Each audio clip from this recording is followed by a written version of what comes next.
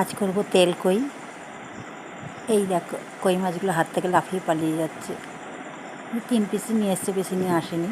আর ওই মাছ আছে বলে একটু তেল কইটা জুত করেই করবো। মাছগুলো ভালো করে ধুয়ে নিলাম, নিয়ে নুন হলুদ মাখিয়ে রেডি করে রেখে দিলাম।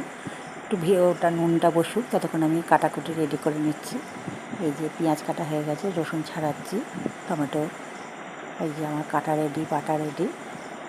এটায় পেঁয়াজ কুচি, কাঁচা লঙ্কা চেরা, আদা লঙ্কা বাটা, আর ওটাই হচ্ছে টমেটো, পেঁয়াজ আর রসুন বাটা। এটা সর্ষে পোস্ত আর কাজু বাটা। মাছ ভাজছি, ভাজা রেডি। এই যে তেল কয়ে মশলা কষানো রেডি হয়ে গেছে। আমি এবার মাছগুলোকে দেবো। খুব ভালো লাগে খেতে তেল কই, এত সুস্বাদু হয় যে শুধু এইটা দিয়েই ভাত খাওয়া হয়ে যায়। এটা আমার মোটামুটি রেডি হয়েই গেছে। একটু ভালো করে ফুটে গেলে নামাবার আগে কাঁচা সর্ষের তেল আর ধনেপাতা ছড়িয়ে দেবো।